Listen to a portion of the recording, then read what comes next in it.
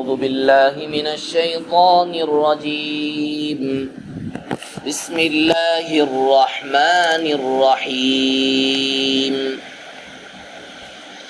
وَلَقَدْ خَلَقْنَاكُمْ ثُمَّ صَوَّرْنَاكُمْ ثُمَّ قُلْنَا لِلْمَلَائِكَةِ اسْجُدُوا لِآدَمَ فَسَجَدُوا إِلَّا إِبْلِيسَ لَمْ يَكُنْ مِنَ السَّاجِدِينَ قَالَ مَا مَنَعَكَ أَلَّا تَسْجُدَ إِذْ أَمَرْتُكَ قال أنا خير منه خلقتني من نار وخلقته من طين قال فاهبط منها فما يكون لك أن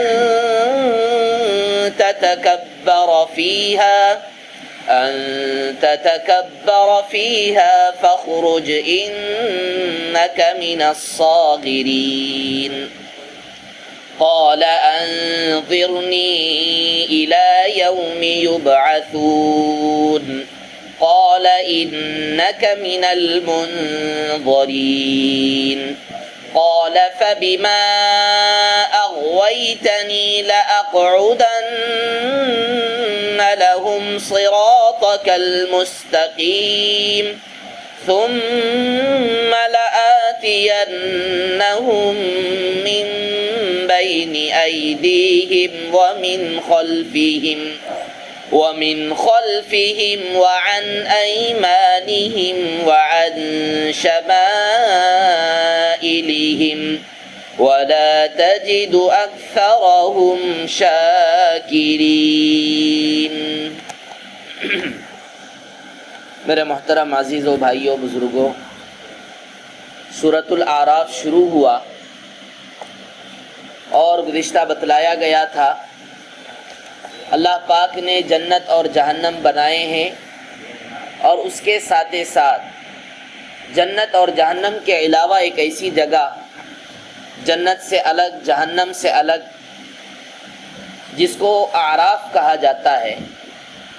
اب یہ اعراف، اس کے اندر وہ لوگ ہوں گے جن کی نیکیاں اور گناہ دونوں برابر ہیں، جن کے گناہ زیادہ ہیں، نافرمان ہیں، مشرک ہیں، کافر ہیں، اللہ کا انکار کرتے تھے دنیا کے اندر، اللہ ان کو تو اٹھا کر جہنم میں ڈال دیں گے.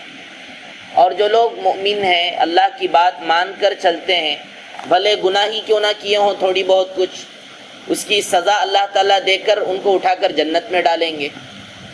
لیکن انسانوں کا ایک بہت بڑا طبقہ ان لوگوں کا ہوگا جن کے گناہ، مشرک تو نہیں ہیں، کافر نہیں ہے کہ ان کو اٹھا کر جہنم میں ڈال دیا جائے، لیکن وہ اتنے اچھے کام کرنے والے مصلح اور صالح انسان بھی نہیں ہیں، اتنی اچھی زیادہ نیکیاں نہیں ہیں کہ ان کو اٹھا کر جنت میں ڈالے. ان کے گناہ اور ان کی نیکیاں دونوں برابر ہیں، اتنے زیادہ نیکیاں نہیں ہیں کہ ان کو اٹھا کر اللہ تعالیٰ جنت میں ڈال دے. نیکیوں تھوڑا بہت کچھ نیکیاں ہیں، ایمان والے ہیں، اللہ ان کو جہنم سے بچا لیا. بعض نیکیاں ہیں، اللہ تعالیٰ ان کو جہنم سے نکال کر رکھ دیا. لیکن جنت میں جانے کے لیے نیک اعمال اور زیادہ ہونے کی ضرورت ہے، لیکن ان لوگوں کے پاس ہے نہیں. نیکیاں اور گناہ دونوں برابر ہیں، تو نہ جہنم میں اللہ نے ان کو داخل کیا اور نہ جنت میں جانے کے مستحق بنے. تو ایسا ایک بہت بڑا طبقہ قیامت کے دن رہے گا، اللہ پاک ان کو ایک جگہ پر رکھیں گے، اس کو اعراف کہتے ہیں، دونوں کے درمیان والا جگہ. اور علماء اکرام روایتوں اور احادیث کے اندر لکھا ہے ایک وقت پھر انشاءاللہ وہ بھی آئے گا کہ اللہ تعالیٰ اپنے فضل و کرم اور اپنے رحم سے اصحاب اعراف کو، یعنی جو جنت اور جہنم دونوں میں نہیں ہیں، الگ جگہ میں جن کو رکھا گیا ہے، اللہ پاک ان کو اٹھا کر اپنے فضل سے جنت میں داخل کریں. اگر جہنم میں جانا ہوتا تو اللہ پہلے ہی ان کو جہنم میں ڈال دیتے، کیونکہ یہ مشرک ہیں، اللہ کی ذات اور صفات میں شرک کرتے تھے، ان کو اٹھا کر پہلے ہی جہنم میں ڈال دیتے تھے. لیکن وہ لوگ مشرک نہیں ہیں، لیکن گنہگار بھی ہیں، نیک اعمال تھوڑے کم ہیں، تو اللہ پاک انشاءاللہ ایک وقت آئے گا کہ ان کو اللہ تعالیٰ جنت میں ضرور ڈالیں گے، گویا کہ وہ ایک اعتبار سے جنتی ہیں. تو ان کے نام پر اللہ نے یہ سورہ شروع کیا تھا. اب اس سورت کے اندر بہت سارے احکامات، انبیاء علیہ الصلاۃ والسلام کے واقعات کی روشنی میں ہر امتی کو ملنے والا بہترین سبق آدمی کو صحیح طور پر سن کر عمل کرنے کی فکر کرنی چاہیے۔ تو اب آج کی اس تفسیر کے اندر سب سے پہلا واقعہ حضرت آدم علیہ الصلاۃ والسلام کا اللہ پاک بیان فرما رہے ہیں۔ بیان کرنے سے پہلے انسان کی پیدائش، انسان کی تخلیق، وَلَقَدْ خَلَقْنَاكُمْ ثُمَّ صَوَّرْنَاكُمْ ثُمَّ قُلْنَا لِلْمَلَائِكَةِ اسْجُدُوا لِآدَمَ فَسَجَدُوا إِلَّا إِبْلِيسَ لَمْ يَكُنْ مِنَ السَّاجِدِينَ۔ ہم نے انسان کو پیدا کیا اور پھر اس کی ہم نے بہترین شکل اور تصویر بنائی، اور ہم نے فرشتوں سے کہا آدم کو سجدہ کرو، تو تمام فرشتوں نے سجدہ کیا، لیکن ابلیس نے سجدہ نہیں کیا، وہ تو نافرمان لوگوں میں سے تھا۔ اللہ نے اس سے پوچھا ما منعک الا تسجد اذ امرتک، جب میں نے تجھے حکم دیا تو کس چیز نے تجھے روکا کہ تو سجدہ نہ کرے؟ تو شیطان کہنے لگا انا خیر من، میں انسان سے بہتر ہوں۔ کیوں بہتر ہوں؟ خلقتنی من نار وخلقتہ من طین، مجھے آپ نے آگ سے پیدا کیا ہے اور حضرت آدم کو آپ نے مٹی سے پیدا کیا۔ آگ تو اونچائی کی طرف جانے والی چیز، اور مٹی تو زمین پر رہتی ہے، لوگ اس پر پیر ڈال کر رونتے رہتے ہیں، لہذا میرا مرتبہ بڑا ہے، میں کیوں ان کو سجدہ کروں؟ تو اس آیت کی تفسیر مختصر سی یہ ہے، پہلی بات انسان کی پیدائش، اللہ نے انسان کو بہترین بنایا، اللہ نے انسان کو بہترین شکل میں، دنیا کی تمام مخلوقات میں سب سے بہترین مخلوق تصویر کے اعتبار سے، شکل کے اعتبار سے اور شکل و شباہت کے اعتبار سے اللہ نے انسان کو بنایا ہے۔ جانوروں کے مقابلے میں، پرندوں اور چرندوں کے مقابلے میں انسان سب سے بہترین مخلوق ہے۔ اور دوسری بات یہ ہے، اللہ کا جب حکم انسان کے سامنے یا کسی بھی جنات کے سامنے یا انسان کے سامنے، فرشتوں کے سامنے اللہ کا حکم آ جائے کہ یہ کرنا ہے، تو افضل وہی ہے جو خدا نے کہا، سب سے بہترین بات وہ ہے جو خدا نے کہا، سب سے مصلحت اور حکمت اور سب سے زیادہ فائدہ اسی میں ہے جس کو اللہ تعالیٰ نے کرنے کا حکم دیا۔ لیکن عجیب انسان ہے، اللہ کا حکم کو انسان تولتا ہے، اللہ کے حکم کے سامنے اپنی عقل کو دوڑاتا ہے، اللہ کے حکم کے سامنے اپنی عقل کے ذریعے اللہ کے حکم کو جانچنے کی کوشش کرتا ہے، جو کام شیطان نے کیا۔ شیطان نے کیا کیا؟ اللہ نے حکم دے دیا کہ سجدہ کر انسان کو، حضرت آدم کو، اللہ کا حکم ہے سجدہ کرنا، تو اب افضل کون ہے؟ اللہ نے بتا دیا کہ تو افضل نہیں ہے، انسان افضل ہے، تو اس کو سجدہ کرنا ہے۔ مٹی سے بنا، آگ سے بنا، نور سے بنا، کس سے بنا؟ اگر آپ دیکھیں، اگر شیطان یہ کہتا ہے کہ میں آگ سے پیدا کیا گیا، تو فرشتے کیا معمولی چیز سے پیدا کیے گئے تھے؟ فرشتے تو نور سے پیدا کیے گئے، نور بہت بڑی چیز ہے۔ لیکن فرشتوں نے یہ نہیں کہا کہ بھئی ہم نور سے پیدا کیے گئے ہیں، مٹی کے پتلے کو ہم سجدہ کیوں کریں؟ تو شیطان نے اللہ کے حکم کے مقابلے میں اپنی عقل دوڑائی، اور اللہ تعالیٰ نے اس کو اپنی رحمت سے دور کر دیا۔ تو اس سے جو سب سے پہلا مسلمان کو، ہر انسان کو جو سب سے بڑا سبق ہے، اللہ کے حکم کے سامنے اپنے سروں کو جھکا دینا، یہی اسلام ہے اور مسلمان کی پہچان ہے۔ ہم خامخواہ اپنے عقلوں کو دوڑا کر اللہ کے قرآن کی آیتوں کے سامنے اپنے کو بڑا سمجھ کر، تم کو اور تمہارے عقل کو پیدا کرنے والی ذات اللہ کی ہے، لہذا اللہ کا جو بھی حکم ہو سر تسلیم خم کر دینا، یہ ایک مسلمان کی، اللہ کے فرما بردار بندے کی پہچان ہے۔ اور جو آدمی اللہ کے حکم کو تولتا ہے اور اپنی عقل دوڑاتا ہے، وہ تو شیطان کا بھائی اور شیطان کا ساتھی ہے۔ قال فاهبط منها فما يكون لك ان تتكبر فيها فاخرج انك من الصاغرين۔ تو اللہ تعالیٰ نے اس کو کہا کہ تو یہاں سے نکل جا، اور تو یہاں نہیں رہ سکتا اپنی تکبر اور غرور کے ساتھ، لہذا تو نکل جانے والے اور راندہ درگاہ میں سے ہے۔ قال انذرنی الی یوم یبعثون۔ تو اب شیطان نافرمان آدمی اللہ کے دربار میں آ کر کہتا ہے اے خدا مجھے چند دن کے لیے مہلت دیجیے۔ تو اللہ تعالیٰ نے کیا کیا؟ اس کی دعا کو اور اس کی فرمائش اور اس کی درخواست کو قبول کر لیا۔ قال انک من المنذرین، تجھے تو مہلت دے دیا گیا۔ اس نے کیا کہا؟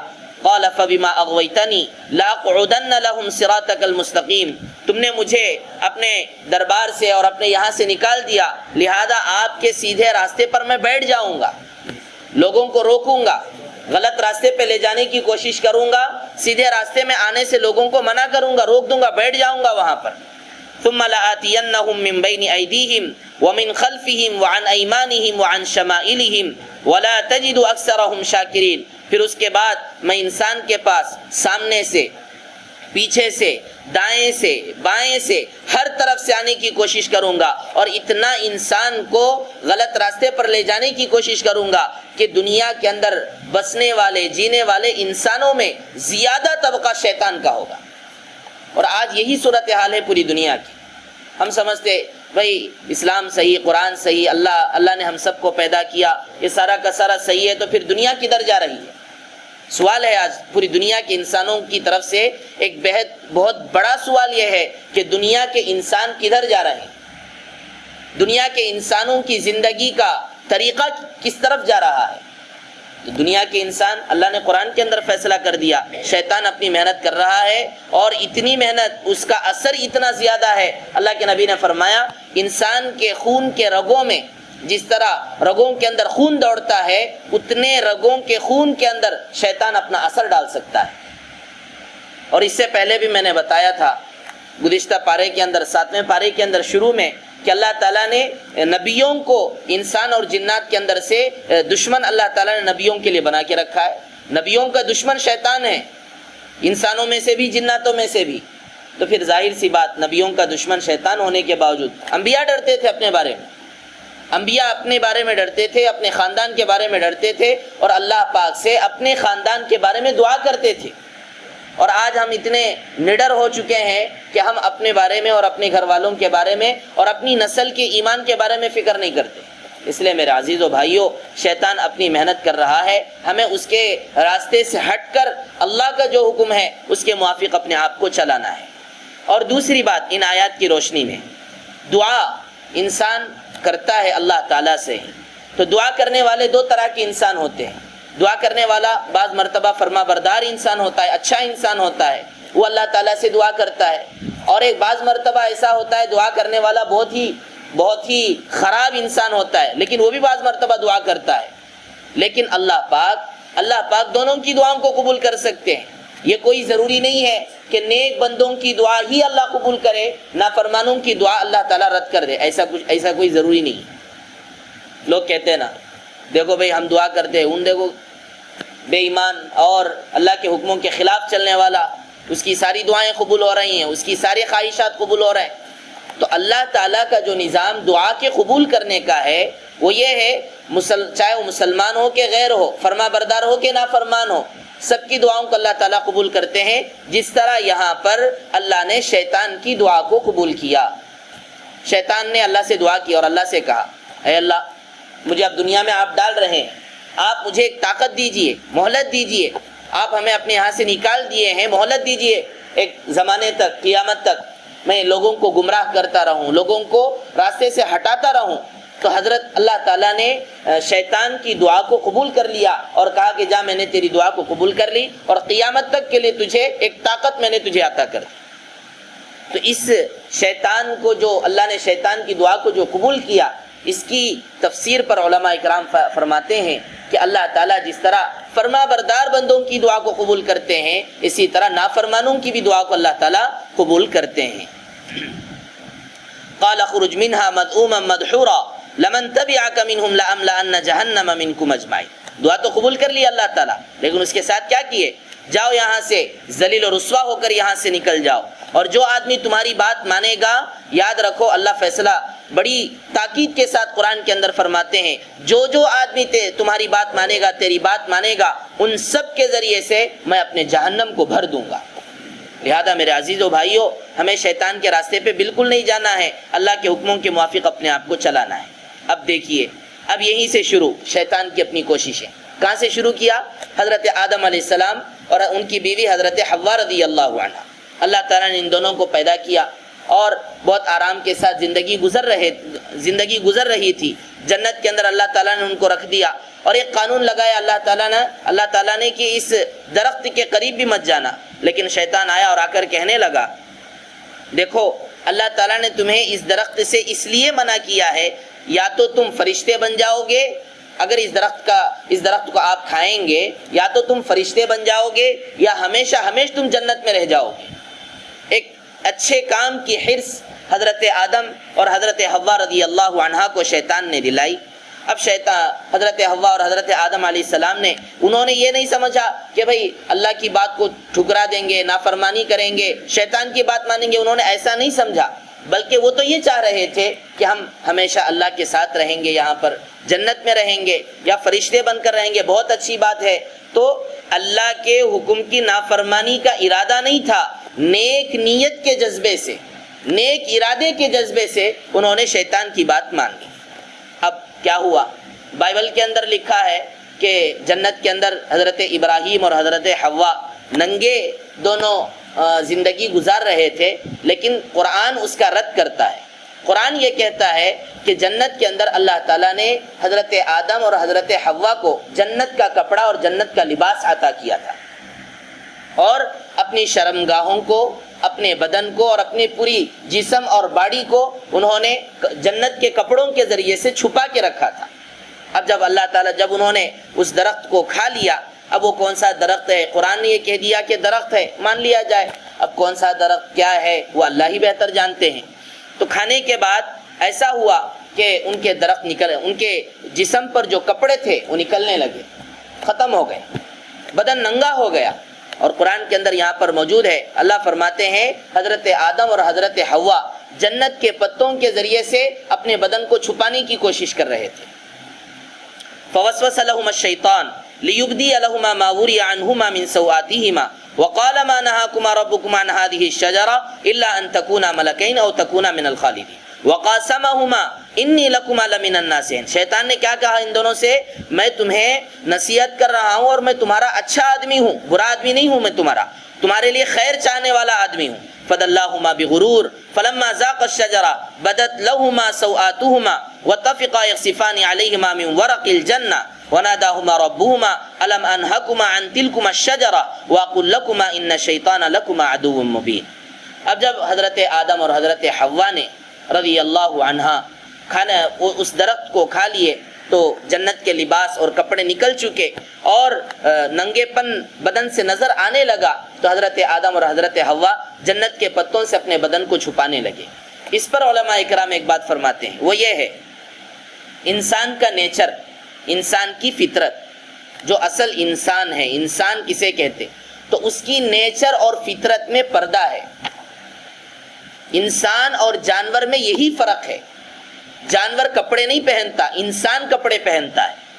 اور جنت کے اندر بھی حضرت آدم علیہ السلام اور حوا رضی اللہ عنہا وہ باقاعدہ جنت کے کپڑے پہنے ہوئے تھے، اور جب انہوں نے درخت کو کھا لیا جنت کے کپڑے نکلنے لگے۔ اگر انسان ننگا ہوتا اور وہ بھی ایک جانور کے جیسا ہی ننگے پن کے ساتھ جینے والا انسان ہوتا تو اپنے بدن کو چھپانے کے لیے حضرت حوا اور حضرت آدم علیہ السلام جنت کے پتوں کا سہارا نہیں لیتے، لیکن حضرت آدم علیہ السلام اور حوا کیا کرنے لگے؟ جنت کے پتوں کے ذریعے اپنے بدن کو چھپانے لگے۔ تو اس سلسلے میں بات یہ ہے کہ انسان پردہ کرے اپنے جسم کا۔ آج جو یورپین کنٹریز کے اندر، مغربی ممالک کے اندر، یورپین کلچر کے اندر جو ایک بے حیائی بڑے ایک طوفان کے ساتھ لوگوں کے اندر یہ آتی جا رہی ہے، ننگے پن کے ساتھ جینا، جیسا چاہے ویسا جینا، اپنے بدن کو دوسروں کے سامنے دکھانا، اور اپنے وہ اعضاء جس کو آدمی چھپاتا ہے اس کو دوسروں کے سامنے، بازاروں کے سامنے دکھانا، یہ تو انسان کے نیچر کے خلاف ہے۔ اسلام اور نبی پاک صلی اللہ علیہ وسلم کا طریقہ، محمد صلی اللہ علیہ وسلم کا طریقہ فلاں کا طریقہ نہیں، انسان کا نیچر ہے۔ انسان کا نیچر کپڑے پہننا ہے، انسان کا نیچر اپنے بدن کو ڈھانپنا ہے، ورنہ پھر انسان اور جانور میں کیا فرق ہے؟ جانور بھی ننگا ہوتا ہے، جانور بھی جیسا چاہے ویسا کھاتا ہے اور اپنی خواہشات پوری کرتا ہے، تو پھر انسان کو اللہ نے بہترین مخلوق کس بنیاد پر کہا؟ اگر جانوروں کی جیسی انسان بھی زندگی گزارتا ہے تو پھر انسان اور جانوروں میں کیا فرق رہا؟ تو حضرت آدم نے اسی لیے ان کو اللہ تعالیٰ نے انسان بنایا تھا تو وہ اپنے بدن کو جنت کے پتوں سے چھپانے لگے۔ لہذا میرے عزیز و بھائیوں، ویسٹرن کلچر، فلاں کلچر، وہ کلچر، یہ کلچر، ہمیں کوئی کلچر نہیں چاہیے، ہمیں نیچر چاہیے، ہمیں انسان کی فطرت چاہیے۔ فطرت وہ ہے جو اللہ نے بنایا اور جو اللہ نے قرآن کے اندر بتایا۔ لہذا ہمیں انسانوں کو چاہیے، مسلمانوں کو چاہیے کہ پردے کے ساتھ جینے کی فکر کریں۔ اللہ تعالیٰ نے کہا، اب دیکھے چھپانے لگے، اللہ نے پکار کے کہا کیا میں نے تمہیں منع نہیں کیا تھا اس درخت سے، چلو، اور میں نے تم سے یہ بھی کہا تھا کہ شیطان تمہارا کھلا ہوا دشمن ہے۔ اب فوراً یہ سنتے ہی حضرت آدم اور حوا کہنے لگے ربنا ظلمنا انفسنا، اے ہمارے رب ہم نے اپنے نفسوں پر اور اپنی جانوں پر ظلم کیا، وَإِن لَّمْ تَغْفِرْ لَنَا وَتَرْحَمْنَا لَنَكُونَنَّ مِنَ الْخَاسِرِينَ۔ بعض مرتبہ یہاں پر ایک دھوکہ ہوتا ہے، حضرت آدم علیہ السلام نے اللہ کی بات نہیں مانی، نافرمانی کر دیے۔ میرے عزیز و بھائیو، نافرمان انسان کبھی بھی جس کی نافرمانی کرتا ہے اس کے سامنے توبہ کرنے اور معافی مانگنے کے لیے تیار نہیں ہوتا۔ ایک بیٹا باپ کا بڑا نافرمان ہے، بات ہی نہیں مانتا، تو کیا وہ بیٹا باپ کے سامنے آ کر غلطی کرنے کے بعد باپ سے کہتا ہو کہ بابا جی مجھے معاف کر دیجئے؟ نافرمان بیٹا کبھی بھی باپ سے معافی نہیں مانگے گا، وہ تو معافی تو دور کی بات ہے بلکہ اس کے خلاف باپ کو گالیاں دے گا۔ تو حضرت آدم علیہ السلام اس درخت کو کھانے کے اندر اللہ کی نافرمانی کی بنیاد پر انہوں نے نہیں کیا۔ اگر نافرمانی کا ارادہ ہوتا تو پھر اللہ کے کہنے پر فوراً توبہ اور فوراً اللہ سے معافی اور فوراً اللہ کے سامنے اپنے گنہگار ہونے کا اعتراف یہ بالکل نہیں کرتے۔ اللہ سے یہاں پر کہہ رہے ہیں اللہ ہم نے غلطی کر دی، معاف کر دیجئے، اگر ہمیں آپ معاف نہیں کریں گے تو ہم تو نقصان اٹھائیں گے۔ تو یہ بات جو ہے نافرمان آدمی ہرگز نہیں کہہ سکتا ہے۔ تو حضرت آدم اور حوا کہنے لگے آپ معاف کر دیجئے، ہم پر رحم کر دیجئے، ورنہ تو پھر ہم نقصان اٹھانے والوں میں سے ہو جائیں گے۔ لہذا حضرت آدم علیہ السلام نے اللہ کی نافرمانی کے ارادے سے درخت نہیں کھایا تھا، بلکہ جنت میں ہمیشہ رہنے کی ایک خواہش، ایک امنگ، ایک تڑپ ہر انسان کے اندر ہوتی ہے، تو اس خواہش کو اپنے اندر زیادہ ہونے کی وجہ سے اس ارادے سے انہوں نے درخت کو کھایا تھا۔ قال اهبطوا بعضكم لبعض عدو۔ اب اللہ تعالیٰ نے حضرت آدم اور حوا سے کہا کہ تم دونوں کے دونوں زمین کے اندر اتر جاؤ اور تم آپس میں ایک دوسرے کے دشمن رہو گے۔ اب اس آیت کی تفسیر میں علماء کرام نے یہ بھی بیان فرمایا تم آپس میں ایک دوسرے کے دشمن، اس سے کیا مراد ہے؟ دونوں باتیں ہیں، یا تو انسان کا دشمن ہوگا، یا نہیں تو انسانوں کا دشمن شیطان ہوگا۔ شیطان تو انسانوں کا کھلا ہوا دشمن ہے، پوری تفصیل آ چکی یہاں پر۔ اب انسانوں کا دشمن یہ بھی اپنی جگہ پر ہے۔ آج دنیا کے اندر ہم دیکھتے ہیں انسان ہونے کے باوجود آپس میں کتنی لڑائیاں، کتنے جھگڑے، کتنے اختلافات۔ تو اس لیے میرے عزیز و بھائیوں، دنیا کے اندر انسان کا جینا اور دنیا کے اندر انسان کا زندگی گزارنا اتنا بھی آسان کام نہیں ہے۔ انسان جو دنیا کے اندر جیتا ہے اور کماتا ہے، محنت کرتا ہے، جو بھی اعمال کرتا ہے، عبادت کرتا ہے، تو جو دنیا کی لائف ہے یہ کوئی آسان لائف نہیں ہے۔ ہم آسان سمجھتے ہیں، لیکن الحمدللہ بہت اچھی بات ہے، آسان سمجھیں اور دنیا کی زندگی صحیح طریقے سے گزر جائے اللہ کے حکموں کے موافق، اچھی بات ہے، لیکن دنیا کی زندگی بھی کوئی آسان زندگی نہیں ہے۔ تکلیفیں ہیں، مصیبتیں ہیں، اور یہاں پر دشمنیاں ہیں، ہر انسان کے ساتھ دشمن لگا ہوا ہے۔ تو اللہ پاک نے یہ چیز قرآن کریم کے اندر بیان فرما دی حضرت آدم علیہ السلام سے کہ تم آپس میں ایک دوسرے کے دشمن رہو گے۔ تو اس لیے اگر ہمارا کوئی دشمن بنتا ہے دنیا کے اندر، کوئی بھی آدمی کسی بھی لائن سے، تو آپ زیادہ پریشان نہ ہوں، اپنے طریقے پر صبر کے ساتھ اپنا کام کرتے رہیں، ایک وقت آئے گا کہ دنیا سے ہی چلے جائیں گے۔ اگر ہم دشمنی مولیں گے اور بھڑکاؤ اور اس کے پیچھے لگ کر اپنی دشمنیوں کو بڑھائیں گے، سوائے خون خرابہ کے اس کے علاوہ اور کوئی فائدہ نہیں ہوگا، اور اس سے امت کا بھی نقصان ہے، مسلمانوں کا بھی نقصان ہے۔ تو اللہ پاک نے فرمایا تم زمین میں اتر جاؤ، تم آپس میں ایک دوسرے کے دشمن بنے رہو گے۔ وَلَكُمْ فِي الْأَرْضِ مُسْتَقَرٌّ وَمَتَاعٌ إِلَىٰ حِينٍ، لیکن زمین میں آپ کو چند دن کے لیے بھیجا جا رہا ہے، اور ایک وقت کے بعد پھر دوبارہ تمہیں ہمارے پاس لوٹایا جائے گا۔ قَالَ فِيهَا تَحْيَوْنَ وَفِيهَا تَمُوتُونَ وَمِنْهَا تُخْرَجُونَ، اور اللہ نے فرمایا اس زمین کے اندر تمہیں زندہ کیا جا رہا ہے، اس زمین کے اندر تمہیں موت دی جائے گی، اور اسی زمین سے تمہیں اٹھایا جائے گا، نکالا جائے گا۔ لہذا میرے عزیزوں، جو آج دنیا کے اندر لوگ یہ سمجھتے ہیں کہ بھئی دنیا کی زندگی بس یہی ہے، اس کے علاوہ اور کوئی زندگی نہیں، ان کو ایک اللہ تعالیٰ نے بہترین پیغام یہ دیا۔ اللہ یہ کہہ رہے ہیں اس زمین میں تو پیدا ہوا، اور اس زمین میں تو زندگی گزار رہا ہے، اور اس زمین میں تو مر رہا ہے، لیکن ایک وقت وہ بھی آئے گا اسی زمین سے اللہ تعالیٰ دوبارہ انسانوں کو قیامت کے دن اٹھائیں گے۔ کہ اللہ کے لیے بڑی بات نہیں ہے، یہ آسان نہیں ہے، اللہ کے لیے سب کچھ آسان ہے۔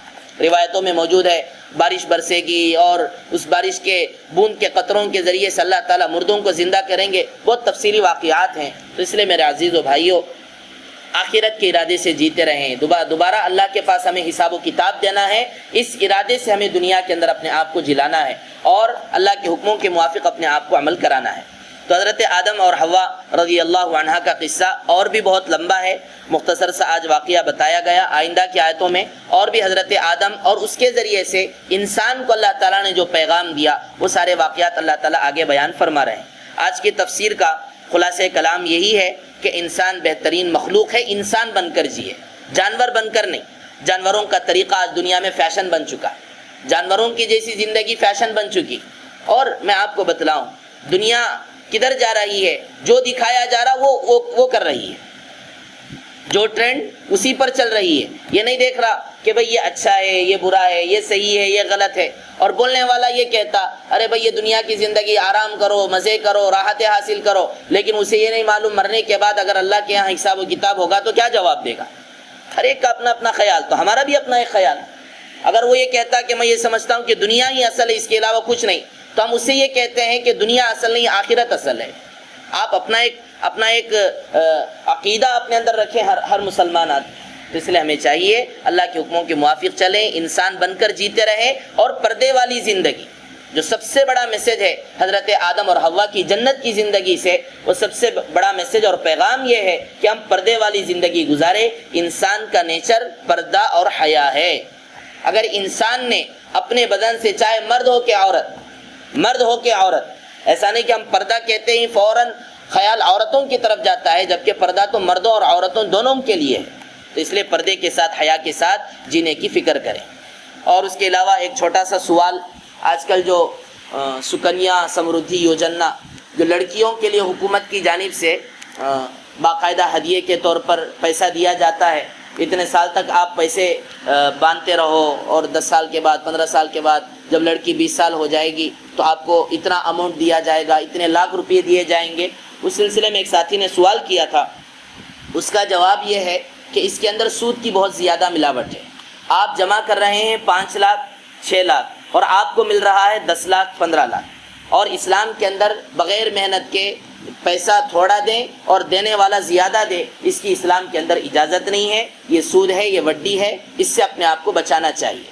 بڑا مسئلہ آج ہمارے مسلمانوں کا، 2 طریقے کے لوگ ہیں مسلمانوں میں۔ ایک تو وہ ہیں جو گورنمنٹ کی اسکیم کو جانتے ہی نہیں۔ گورنمنٹ نے غریبوں کے لیے کیا کیا اسکیم بہت سارے جاری کیے ہیں، اماں وڑی کے نام پر، فلاں جو بھی ہیں، تو وہ معلوم ہی نہیں ہے ان کو۔ جو جائز ہیں اس سے تو فائدہ بالکل نہیں اٹھا رہے۔ ایک طبقہ تو وہ ہے، اور ایک دوسرا طبقہ وہ ہے سب کچھ لے رہا ہے، سب کچھ اپنا سمجھ رہا ہے اور سب کچھ حلال سمجھتا ہے۔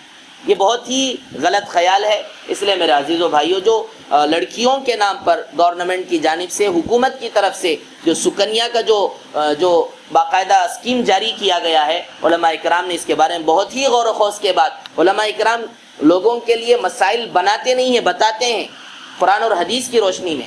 لہذا یہ بالکل سود پر مبنی ہے۔ آپ اپنی لڑکیوں کے لیے، اپنی بچیوں کے لیے محنت کے ساتھ جمانے کی فکر کریں۔ ایسے حکومت کے پیسے جو سود کے ساتھ آتے ہوں، ان سے اپنے آپ کو دور رکھنے کی فکر کریں۔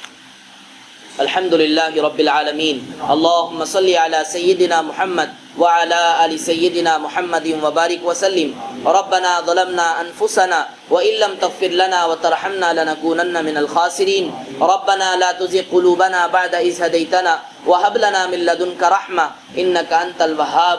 اے اللہ، آپ نے ہمیں پیدا کیا، انسان بنا کے پیدا کیا ہے، حیا والا، پردے والا، اخلاق والا بنا کے پیدا کیا ہے۔ اللہ انسان بن کر جینے کی توفیق عطا فرمائیے، پردے والی زندگی عطا فرمائیے، حیا والی زندگی عطا فرمائیے۔ اے اللہ، آج جو ننگا پن، فحش اور عریانیت پوری دنیا کے اندر پھیلا ہوا ہے، ان تمام گندگیوں سے مسلمانوں کے گھرانوں کو اللہ حفاظت فرمائیے، مسلمانوں کے خاندانوں کی حفاظت فرمائیے، مسلمانوں کے نسلوں کے اندر حضرت محمد الرسول اللہ کا تقوی اور حضرت فاطمہ کا جیسا پردہ پیدا فرمائیے، تقوی اور حیا والی زندگی عطا فرمائیے۔ اللہ پاک نے جو طریقہ ہمیں عطا فرمایا ہے، اس طریقے کے موافق ہمیں چلنے کی توفیق عطا فرمائیے۔ اے اللہ، حلال اور حرام کی تمیز پیدا کر کے حلال کو اختیار کرنے کی اور حرام سے بچنے کی توفیق عطا فرمائیے۔ اللہ خصوصاً جتنے حضرات یہاں پر تشریف فرما ہیں سب کے آنے کو قبول فرمائیے، سب کے دل کے اندر جو بھی جائز ارادے ہیں ان تمام جائز ارادوں کو اللہ آپ اپنے فضل و کرم سے پورا فرمائیے، مرتے دم تک دین اسلام پر چلتے ہوئے ایمان کے ساتھ، اعمال کے ساتھ، اخلاق کے ساتھ جینے کی توفیق عطا فرمائیے، ہماری دعا حضور پاک صلی اللہ علیہ وسلم کے صدقۃ فعل میں قبول فرمائیے۔ سبحان ربک رب العزت عما یصفون وسلام علی المرسلین والحمد للہ۔